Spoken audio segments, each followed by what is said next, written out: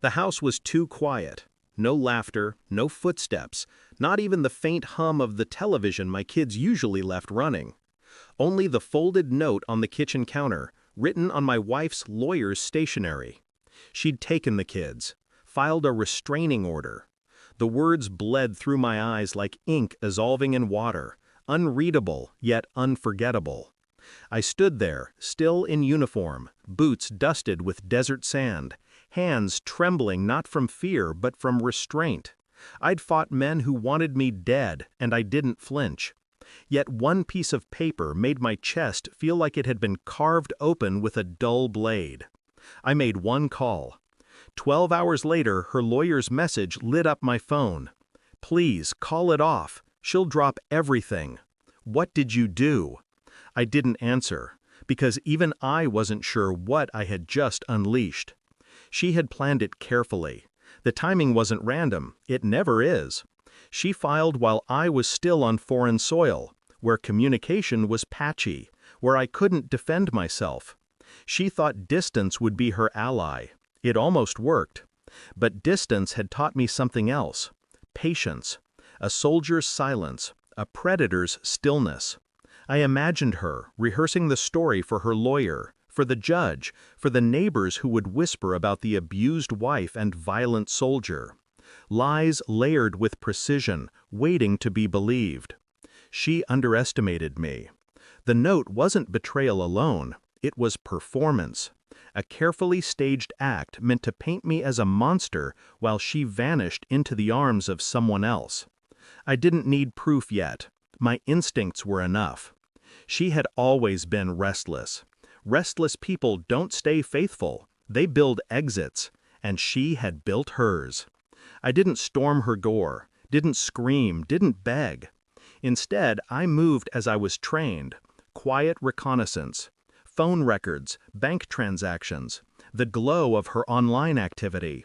Patterns emerged. Late-night calls to a number saved under a false name. Withdrawals timed around her yoga classes. Hotel receipts buried in statements she thought I'd never see. Every breadcrumb I followed confirmed what I already knew. The restraining order wasn't protection. It was cover. A shield for her infidelity. A preemptive strike to keep me silent while she rewrote our marriage into a tragedy with herself as the victim. Externally, I stayed calm. My neighbors saw me mowing the lawn. The cashier saw me buying milk. On the surface, I was steady. But underneath, my silence was a knife pressed against her throat, one she didn't even know was there. The truth arrived in a single folder. Photos, records, names. Her lover wasn't a stranger. He was someone I once called a brother, a man who toasted my deployment with a smile while planning his entry into my home. I didn't scream. I didn't even flinch. That night, I asked her to meet. She arrived with defiance in her eyes, ready to play the victim. I slid the folder across the table. Her face cracked. Not all at once. First a twitch in the corner of her mouth, then a tremor in her hands. Her eyes darted over the evidence, hunting for escape, but there was none. "I can explain," she whispered. I leaned back, silent. And that silence was louder than any accusation. Her lawyer had begged me to call it off. He didn't know I already had. The restraining order, the custody papers, the accusations, every weapon she forged against me turned to ash the moment truth surfaced. She couldn't drop it fast enough, couldn't erase her lies quickly enough. I let her think she'd succeeded, that she'd crawled out from under the avalanche, that I was finished. Then I made sure her parents knew, her friends. The very community she wanted to paint me as a monster before, now they watched her burn under the spotlight she had lit herself. She wasn't a victim anymore. She was a cautionary tale. And I didn't raise my voice once. I didn't win her back. I didn't want to.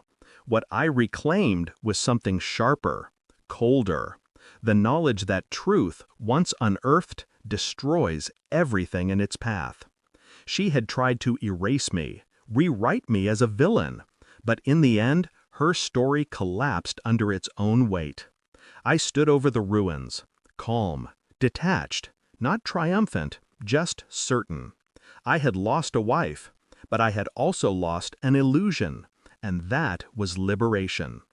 The last thing I told her wasn't anger, wasn't a threat. It was simple, quiet, final. You don't exist to me anymore. Thanks for watching. Don't forget to like, share, and comment. Subscribe now to Cheating Stories Insight World for more amazing stories.